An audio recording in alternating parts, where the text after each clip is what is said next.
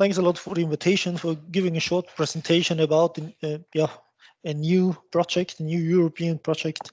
It's called UPSIM, and UPSIM stands for Unleashing Potentials in Simulation, and it's a project funded within the ITEA3 framework. I think it's not that well known compared to Horizon 2020 and other programs. But maybe you, I'm pretty sure you know FMI, and the related project was Modellisar. You know DCP, the related project was ECOSAR. Maybe there's another initiative working on EFMI, and all those standards were outcomes or represent outcomes of ITEA3 ITEA3 projects. And so this goes also in this direction. So it's a pretty huge project. With initially we had 42 partners and 8 countries. It was a bit shrinked down to 7 countries and 31 partners. And yeah, I'm happy to give you a short overview about the project now. First slide I want to spend is why we're doing simulation or system simulation at all. And yeah, I think it's not worth it to introduce several physical systems. I think you're also familiar with this pyramid on the right shown here, where we have very complex systems, different levels of technologies. Everything has to be integrated, and basically, I would say no one is able to have such an overall system in-house available. And I think this is, and also we're talking about complex systems, or very complex systems, or systems of systems. And the point is, to develop such systems, it's necessary to do some test trials. And it's impossible to do everything by real testing, and there is where simulation comes into play. So we need to have simulations in place to test our systems under development. And I think when we talk about system development, we have 2 phases compared to the V model, development process model. I would say on the left-hand side, we have more displaying around with simulation for design space exploration and stuff like that. So therefore, it's not that necessary to have really accurate simulation models available. And we have the right-hand side, and here I give also an example. So right-hand side of the V model. On the slide on the left-hand side, of course. Here we want to replace real tests. So the right branch of the V model is about testing, and when simulations come into play, we want to replace real tests by simulation, and there is a clear need for credibility. Meaning we need to prove that simulation is capable for performing some tests. And the project is about increasing credibility simulations for development and testing purposes. And here's a very simple example from the automotive domain, and a term which popped up is scenario-based testing. So meaning the vehicle is moving within a dedicated scenario, and therefore we're talking about the software, so the control function basically. We have vehicle dynamics, we have the environment, and we have the interface between the controller and the environment via the sensors. And for all these parts, we have different development artifacts in terms of CAD data, measurement data, parameters, simulation models, and so on available. We have different standards like FMU, DCP, open scenario, open drive, so map data, or for example for sensor models like developed from BMW, it's open simulation interface. Standards are available and are typically used for simulations, especially for this collaborative kind of working. Yeah, I think most of the people are talking about the software part, and yeah, and testing the software function itself, which is running in the car. And but think here it's a bit more easier because the lines of code tested in a virtual environment remains, yeah, I would say the same, or the same lines of code are also running on the real ECU in the car. So here it's somehow possible to do tests a bit earlier, for example, during hardware in the loops testing stages. And here we could talk about the software stack, but the other three parts could be described like the simulation stack, and therefore I think it's a bit trickier because here when we do a simulation, we will not have the same behavior in reality. So there's anyhow there exists a gap, and basically I think most of you also know this statement here. So all simulations are basically wrong, and the point is how close or how valid is the model developed for performing or for answering a dedicated question. And yeah, basically this is the project. This is what the project is about. So we want to describe the quality of a dedicated model or simulation with respect to a dedicated target. And the idea for the project is not new. And there popped up a trend, I think 10 years ago, roughly. It's about simulation governance. And this term is concerned with selection of best available simulation technology for solving a dedicated task. Then we have to think about how the model is formulated.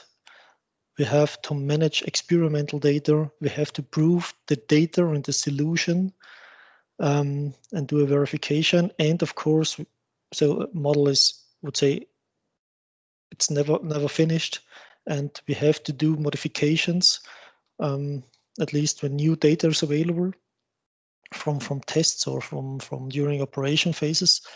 And these 5 points are covered by simulation governance. And it was also identified by the NAFEMS so the association. And it was highlighted at the World Conference in 2017. So it's already 3 years ago that this is the first of the big issues in simulation we have. And they also see that standardization is really important. Automation is important for ensuring quality in simulation, and democratization. So democratization in terms of sharing simulation applications with others, so that also a non-expert is able to utilize simulation for other purposes. And there shouldn't be a need for having anytime a simulation expert available for doing some modifications and so on. So simulation should be safely used by also non-experts. Okay. At the end, we talk about credibility.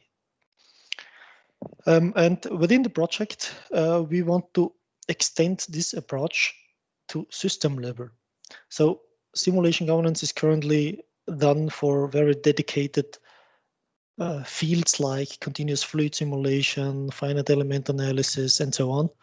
And I think when we talk about modern or complex systems, we have this cross-domain system analysis or cross-system functions and so on.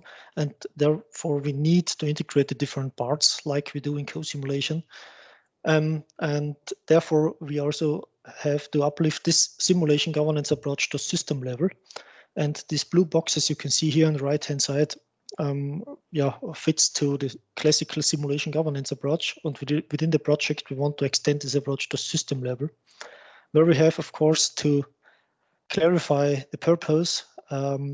And based on that, we have to identify the different stakeholders. So like in co-simulation, at least 2 different parties are involved, providing a dedicated component. And we have to bring them together to work on a common solution. And based on that, we have to define a simulation scenario. So what are the scenarios to be done for answering the stated question? Here we're going to also clarify the architecture and so on. And this is feeded forward to the dedicated engineering departments, who should provide dedicated low-level simulation subsystems, so to say. Should be integrated and leading to the central part of the coordination of the data for aggregation of the different development artifacts over, I would say, system development lifecycle or phases. And here we have to also to handle different challenges. One thing could be, I think it's very easy to see that we have common standards for exchanging data and maybe simulations like FMU, DCP, and DCP slaves and so on. But it's also important to do IPR protection, to do a proper communication, and maybe also to trace development artifacts back to their origin. And these orange parts are the main drivers for the project. And so, and the next step would be, so when we talk about system simulation, I think this is already a big thing. We introduced the term credible digital twin governance. So we want to ensure credibility for digital twins, and we want to do a governance. And governance is not a low-level analyzing low-level technical details. It's more about quality management for simulation, and quality management for simulation is related to processes. So we need to have a formal process in place to ensure quality of developed artifacts. And this is indicated via this slide here, where you can see on the axis here, simply illustrate the product life cycle, where we have different phases. So ideally, we would start with an idea. We do engineering. It is represented by this blue bar here. After engineering, we jump into production. Here illustrated by the yellow bar, and afterwards we are the product is in operation, indicated by this green area here. And so this simply illustrates a product life cycle. When we start developing, we have some ideas or maybe some conceptual models like a functional architecture available in terms of maybe SysML, for example. Then we go forward with first principle modeling based on physical relations, for example, known. And at some point in time, of course, already in engineering, but here in this illustration, maybe in production, we have some measurement data available to be used. And especially we have a lot of data available in operation, which can be used to update the model, to do a better calibration of the simulations. And this would also lead to closing the gap between simulation and reality. And this should be, is part of the project, of course. So here to especially to add here such an artificial layer, extending the first principle model for closing the gap to reality. And the point is, so coming back to the process, the point is, over time, we have different purposes for simulation models or for simulations. And we also have to answer dedicated questions at the different stages. And therefore, we need different quality levels or we require different quality levels, or different qualities are required over product life cycle. And this is steered by a higher level process, which is called in this case by the quadruple digital twin governance process. So these arrows from top to down should indicate that this is coming from top down. So from top down, there are the specifications for the simulation, what should be fulfilled by the simulation prior to the test. Okay, and therefore we propose this three-layered solution approach. First, we want to develop a reference process, including a quality metric. So here it's about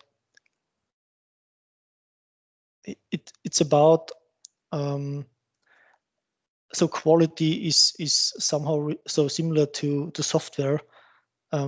You define how software is developed, and based on this scheme, you can define quality. And it's about, of course, the process itself. So here we're going to define the process and capability levels of the process, including this readiness level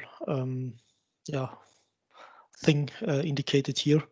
So you can imagine from top down, based on a strategic decision, some company defines, okay, they want to do virtual tests for dedicated or virtual supported development for a dedicated piece of a system or a machine.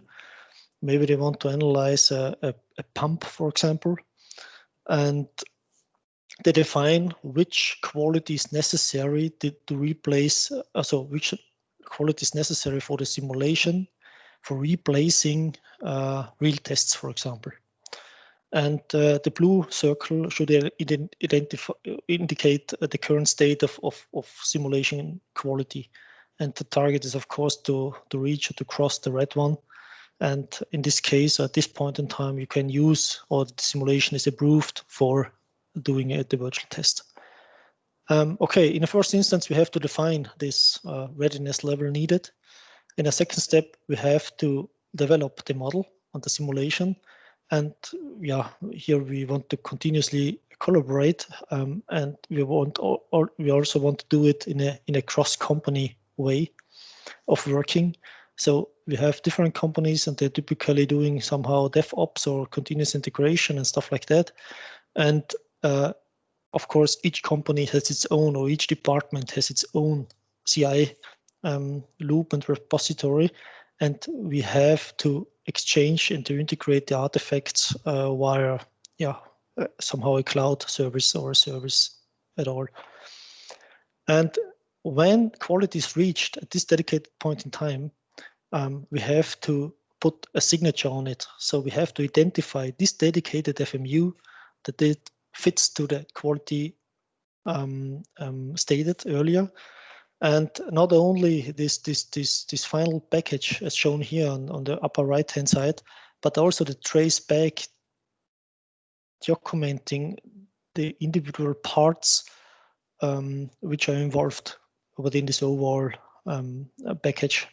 And this is done by a chain digital signature. This is very similar to what you know from your mail, for example, where you can identify that this is a mail from your side. And we want to have something similar for simulated artifacts. And could imagine computing a hash code from a FMU, so then you cannot change a parameter or change anything, because this hash code is uniquely identifying your FMU. And at the end here, we're talking about the chain digital signature, and the technology used in behind is the blockchain. So we also want to support this collaborative way of working, where different parties can provide different artifacts. This will be integrated to ensure quality and credibility and trust in simulation. Okay, last slide from my side.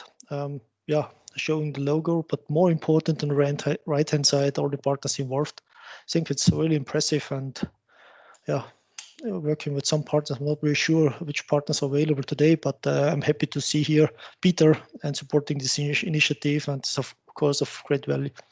Value to have also Aarhus University with digital twin experience on board. Thanks very much, Martin.